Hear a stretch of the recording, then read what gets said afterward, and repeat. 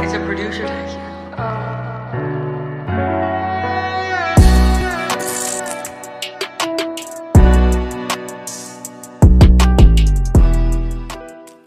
Perbankan adalah badan usaha yang menghimpun dana dari masyarakat dalam bentuk simpanan dan menyalurkannya kepada masyarakat dalam bentuk pinjaman dan juga bentuk lainnya dengan tujuan untuk meningkatkan taraf hidup rakyat banyak. Nah, ini bil atau pil kok? apa ini? Kok simpanan berarti ada wanita? Simpanan bentuk apa dulu? Itu tadi. Simpanan bentuk uang. Deposito. Bukan hanya deposito. Nah, seperti apa nanti lebih jelasnya? Tentu kita bersama narasumber kita pada episode kali ini. Halo, selamat datang. Selamat datang. Terima Mas kasih, Mas. Kusuma. Saya jadi aneh kalau dipanggil Kusuma. Selamat datang di Cedik Geni, Mas. Terima kasih, Mbak. Ya, bagaimana kabarnya? Alhamdulillah baik. Untuk kesibukannya minggu ini? Lumayan. Jadi ritmenya kalau agak akhir bulan gini meningkat. Oh, meningkat. Jadi tinggal olahraganya juga ditingkatin biar nggak stres. Olahraga apa ya? Fisiknya atau olahraga otak ya? Mungkin brainstorming. Iya.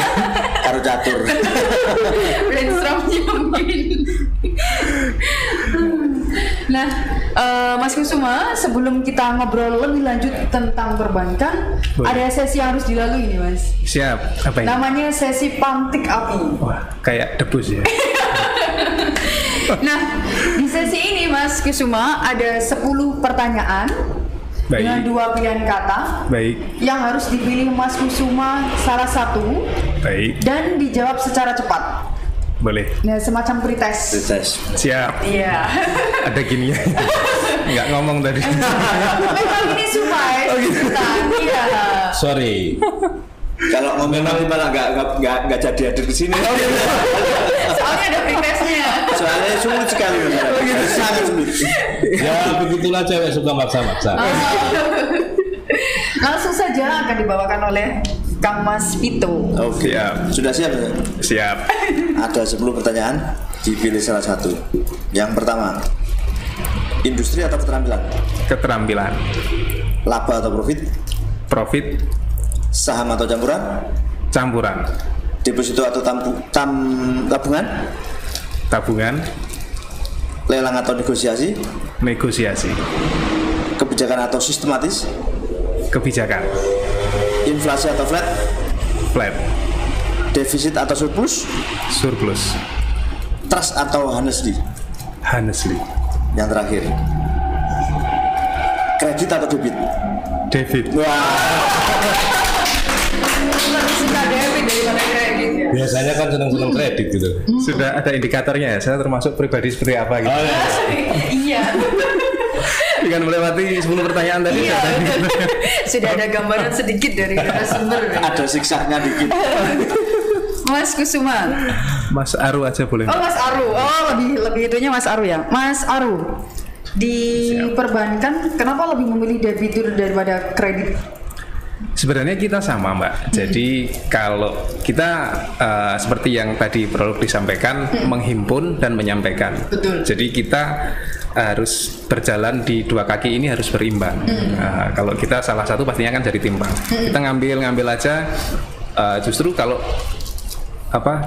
simpanan atau tabungan tadi itu sebenarnya malah hutang kalau di sisi kami dihitungnya malah hutang karena kan itu simpanan dari nasabah kami dan kita ada cost untuk mengeluarkan bunga. Nah, jadi dari situ harus ada diimbangi dengan penyaluran kredit. Dari kredit itulah kita dapat margin yang mana Profit orientednya tuh ya. Nah, dari situ. Jadi pada saat kita terlalu banyak kredit, nggak ada simpanan yang benar-benar fresh dari kita sendiri, kita kan pasti akan nyari dari tempat lain. Cost of fund-nya pun juga akan lebih besar. Nyari dari tempat lain itu dari mana? Iya. Macam-macam. Jadi kita kan kalau secara keseluruhan, nanti kan ada pasar modal dan sebagainya. Memang itu secara konsolidasi secara keseluruhan. Sebentar. Siap. Ini Mas Aru ini di Bank Mandiri ini Bank Mandiri yang mana ini kan belum dijelaskan katanya. Artinya kan begini, ini Bank Mandiri yang ada di perusahaan plat merah, katakanlah di Semen Indonesia. Siap. Benar ya? Siap. Banknya juga plat merah. Iya, banknya kan plat merah. Artinya kan ini kan apa saling melengkapi. Iya. Perbedaannya di mana sih Mas? Perbedaannya antara Bank Mandiri berarti di Tuban kan ada 2 ini ya. Benar. Yang di Basuki Rahmat dan ada yang di mana? Di pabrik semen Kerak. Ada sisi perbedaannya nggak sih? Jadi gini, mungkin sedikit menyampaikan kalau sebenarnya Bank Mandiri kami di Tuban ada beberapa banyak cabang. Cuman yang kita ada cabang mikro sama cabang reguler. Yang cabang mikro itu mungkin kayak di Merak-Urak, Tambak Boyo, Gajah Mada dan sebagainya. Itu cabang mikro. Terus cabang reguler kita ada 2, yang di Tuban Basuki Rahmat sama kebetulan yang di tempat saya di pabrik semen yang ada di Kerak. Bedanya secara umum sama, cuman beberapa fitur yang mungkin belum bisa dilakukan di cabang mikro seperti pembukaan deposito, pembukaan giro dan sebagainya seperti itu. Tapi untuk secara umum overall masih sama. Nah, yang ada di kami tadi nyambung ke pertanyaannya, kalau yang di Tuban ini sebenarnya kita hanya lingkup pasar saja. Jadi kebetulan kalau cabang Tuban Semen itu historisnya sekitar 2010-2009 itu didirikan. Memang awalnya tujuan utamanya untuk mengakomodasi untuk transaksi dari semen Indonesia, semen Gresik waktu itu. Atau karyawannya juga barangkali ya? Benar. Artinya seluruh kegiatan, seluruh subkon, seluruh simpan pinjam perusahaan di situ. Yes, jadi kita didirikan untuk menangkap market yang ada di sana. Mulai dari ekosistemnya, jadi kayak semen ini butuhnya misalkan kayak yang ngesup batu bara atau yang ngesup material-material lainnya, termasuk yang ngesup kendaraan dan sebagainya dari semen.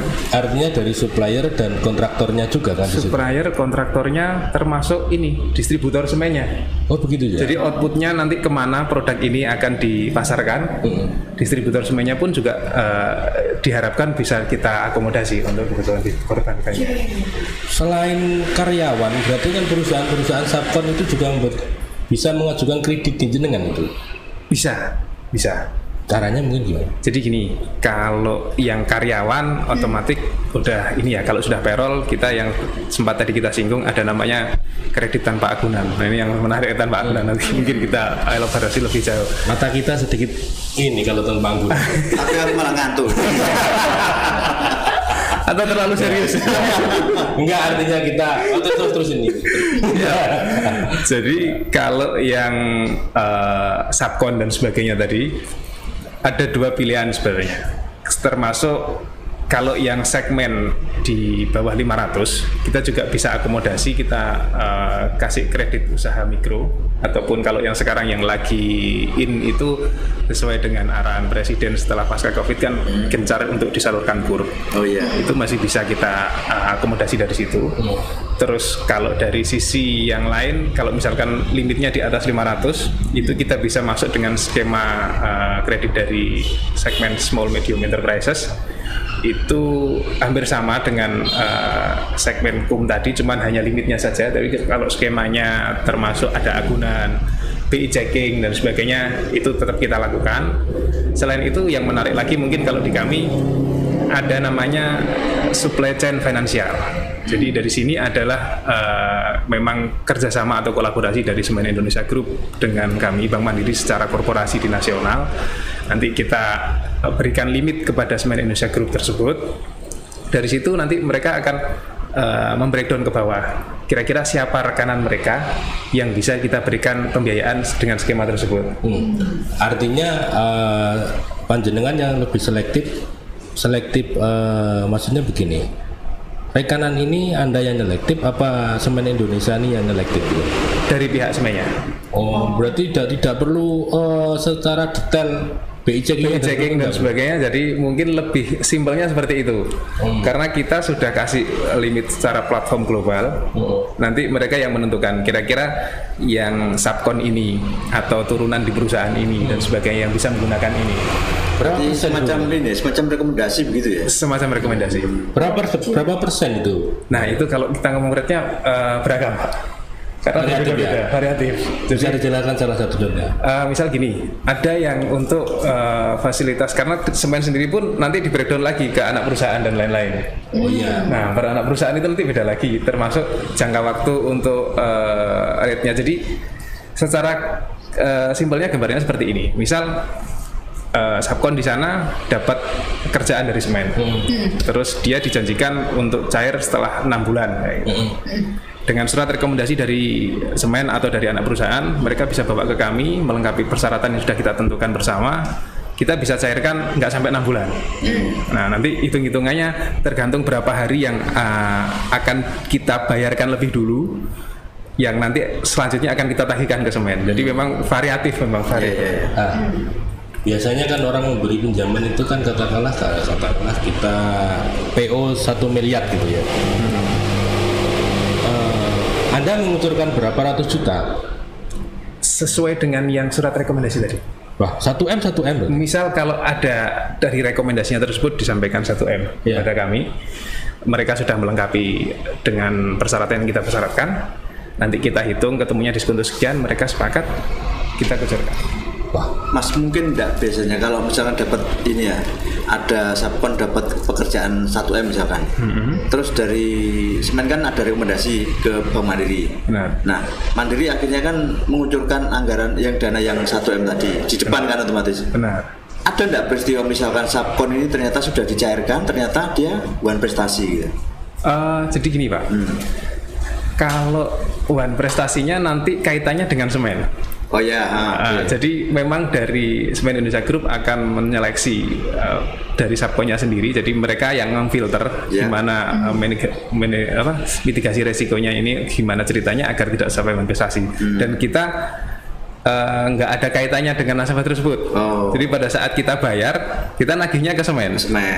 Jadi nanti apakah kerjaannya diselesaikan dan sebagainya, itu yang terkait adalah pihak semen dengan subkonnya tersebut. Tapi pernah enggak kira-kira dari perusahaan ini akhirnya nggak membayarkan gitu loh? Nggak mengerjakan pekerjaannya loh Pak? Bukan, yang perusahaan plat merah tadi loh, yang merekomendasi kan Mandiri nagihnya kan ke perusahaan tadi gitu loh. Siap. Jadi sampai saat ini masih aman. Nggak mungkin Dan alhamdulillah masih aman. Kalau subkonnya nggak ngerjakan itu kan hak prerogatif subkonnya. Sekarang begini Mas, biasanya kan ada subkon, katakanlah Semen Indonesia itu kan holding ya. Iya. Ya, artinya ada perusahaan katakanlah YTSG, Swabina dan sebagainya. Kalaupun Swabina sendiri itu ada subkon lagi. Iya, benar. Kan gitu. Ada subkon lagi di bawahnya. Ada subkon lagi kan? Nah, itu diberikan nggak itu? Kita tidak semua Pak. Jadi selektif juga. Oh iya. Jadi yang bisa dapat itu tidak semua langsung mutlak anak perusahaannya bisa dapat. Karena yang kita filter itu tadi. Jadi misalkan kayak semen gitu. Kita sudah filter secara IDBI, secara portofolio dan sebagainya. Oke, kita kasih limit sekian. Nanti pada saat di breakdown ke bawah, kita juga akan memfilter dari masing-masing anak perusahaan maupun cucu perusahaannya. Jadi ini eligible nggak? Ini sesuai nggak kalau misalkan dikasih fasilitas kayak gini? Karena ya itu tadi, mungkin kalau sudah itu disetujui, disepakati kan mitigasinya agak beda gimana gitu ya. Jadi pada saat awal memang harus kita clearkan. Kalau yang sesuai dan eligible kita bisa kasih. Karena kebanyakan kan cucunya yang ngerjakan. Iya, benar. Cucunya kan yang ngerjakan. Kalau ibu itu cucu tetangganya juga biasanya. Oh gitu ya. Karena begini Mas, ya. Kebanyakan teman-teman itu yang mengerjakan di sana, invoice-nya lama, mungkin dia tidak paham penjelasan dari jenengan ini. Setelah jenengan menjelaskan di podcast ini, mereka akan mengerti. Jadi kita dapat pekerjaan di plat merah atau di semen, tidak gini loh, artinya tidak begah gitu loh. Iya. Wah, invoice bayangannya sudah lama biasanya gitu mungkin. Karena asumsi pengusaha baru itu kan bingung Mas pembiayaannya. Kalau sudah jelasan begini kan enak, dan mungkin panjenengan itu ada program lagi yang bisa dijelaskan. Artinya tidak usah ogah, artinya tidak usah takut. Program jenengan bisa membantu. Gitu loh. Siap. Apa itu mungkin? Oke, jadi selain fasilitas yang dari korporasi tersebut, mungkin yang paling gampangnya gini, misal kalau ada kerjaan dari grup ini beserta anak perusahaan dan cucu perusahaan, yang paling gampang mungkin bisa kontak ke kami. Nanti nanya, apakah yang ngasih pekerjaan ini, baik itu anak, cucu atau dan sebagainya, ini bisa dapat fasilitas SCF tadi. Kalau misalkan bisa, nanti tinggal nanya ke Semen persyaratannya apa aja yang harus dilengkapi dan sebagainya. Terus nanti dibawa ke kami, kita buatkan giro khusus. Jadi gironya pun juga berbeda dengan giro reguler. Itu aman. Atau kalau misal mereka dalam konteks kerjaan yang tidak bisa dibiayai dengan SCF tersebut, kita ada banyak opsi yang bisa kita tawarkan. Seperti tadi untuk dari segmen yang 500 ke bawah, kita ada pinjaman yang saat ini kur dan sebagainya, yang itu mungkin bisa dibilang rekor untuk rate-nya karena hanya 6% setahun. Dan memang jadi kalau itu kerjaan selaku kita sebagai BUMN. Iya. Selaku kita sebagai BUMN. Mungkin pasca pandemi kemarin kan banyak insentif yang digelontorkan dari beberapa sisi, mulai dari insentif PPN pembelian rumah dan sebagainya, dan yang paling menyentuh selain BLT saya rasa yang kur ini, karena beberapa pengusaha yang agak mulai tiarap kita injek lagi dengan 6% setahun, itu harapannya sudah bisa bergerak lagi dan bisa muter lagi. Amunisinya diinjek lagi, biar bangkit lagi. 6% itu memang dari dulu 6% atau kan turun, sempat turun? 6% dari awal waktu dirilis 6%. Oh, Dari awal dari sebelum pandemi juga 6%? Sebelumnya enggak segitu. Berapa dulu? Ada yang sempat 8. Oh ya, artinya turun ya itu? Turun ya. Tapi kalau mengajukan restruct kan bisa loh di sini. Kalau awal dulu, jadi kalau kita ngomong soal restru di 2019-2020 memang musimnya restru. 2019-2020 baik itu pinjaman dari sisi korporasi atau badan usaha maupun pinjaman pribadi. Iya. Nah kalau itu nggak jalan, artinya enggak. Terus pemasukan dari mana, Bang? Ya, baik, mungkin sedikit kami update. Kalau di kami selain benefit atau pendapatan dari kredit, kita juga ada transaksi di seluruh channel kami itu pasti menghasilkan. Jadi memang saya tadi sempat kepikiran mungkin akan ditanya soal ini, ternyata berbeda. Jadi sekarang baru masuk ya. Jelaskan sedikit. Enggak, ini kan urutannya kan coba. Oh iya. Siap. Ini kan mancing aja. Jadi yang sekarang lagi kita branding, mungkin kalau dulu 2011 sampai 2015 itu kan rame-ramenya kita pasang ATM. Nah kalau sekarang rame-ramenya kita pasang channel mobile banking, yang live-in. Kayak mereknya itu loh, tipe mobil apa itu loh. Oh iya. Tambahin A dong. Hampir. Jadi transaksi via e-banking itu ada revenue tersendiri bagi kita. Oh iya. Revenue seperti apa itu? Aplikasinya. Mungkin secara detailnya agak lumayan panjang kalau kita kupas. Cuman setiap transaksi lewat e-banking, penggunaan channel kita di e-banking, maupun setiap transaksi kartu kita di mesin gesek atau mesin ATM dan sebagainya, itu pasti juga ada revenue bagi kita. Salah satu yang menopang selain pendapatan dari kredit adalah transaksi elektronik banking. Nah itu kenapa sekarang dalam tanda kutip kita dipaksa untuk membranding atau transpose habit yang dulu sering ke ATM, yang dulu narik tunai di kalau ini lebih ke uang elektronik kan gitu. Iya. Main kuiris gitu kan. Main kuiris. Nah kan artinya gini, setiap GC ada revenue ya? Ada, setiap transaksi ada. Makanya kalau dulu bisa ngambil 5 juta sekaligus, sekarang kan nggak boleh, nggak bisa. 2.500.000. 2 juta kan? Kalau pecahan 100, 2.500.000. Oh iya. Kalau pecahan 50, 1.250. Nggak ada, yang 2.500.000 nggak ada. Pilih sebelahnya, pecahan lain. Pengambilan dalam jumlah lain. Oh iya. Sekarang dibatasi, Pak. Ya dibatasi, pokoknya sampai 3 kali saya. Jadi 3 kali pemasukan, 3 kali Penarikan. 3 kali transaksi kan 3 kali fee-nya buat kita. Iya. Aduh, iya. Tapi kan sekarang ada yang murah kalau saya transfer itu apa namanya BIFAS ya. BIFAS. BIFAS ya. 2.500. 2.500 yang dulunya 6.000. Oh, iya. Jadi kan ada perbedaannya di situ, Mas. Transfer antar bank. Jadi salah satu kebijakan BI juga Pak, selain BIFAS itu kalau dulu setiap kartu yang diterbitkan itu logonya Visa.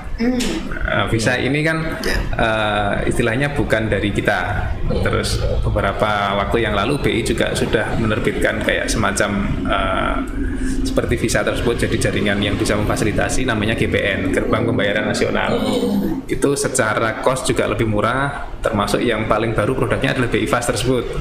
Jadi yang dulu transfer antar bank itu bisa 6.000, sekarang 2.500. Program baru ya ini ya. Program nggak terlalu baru. Malah penurunan. Jadi Ya? dengernya baru sekarang. Makanya baru. Enggak gini. Pas di kantornya kan di Semen sana ya. Iya. Ini termasuk apa namanya pembayaran karyawan juga enggak? Gaji karyawan. Benar. Jadi gimana? Artinya begini. Di sana itu kan ada dua.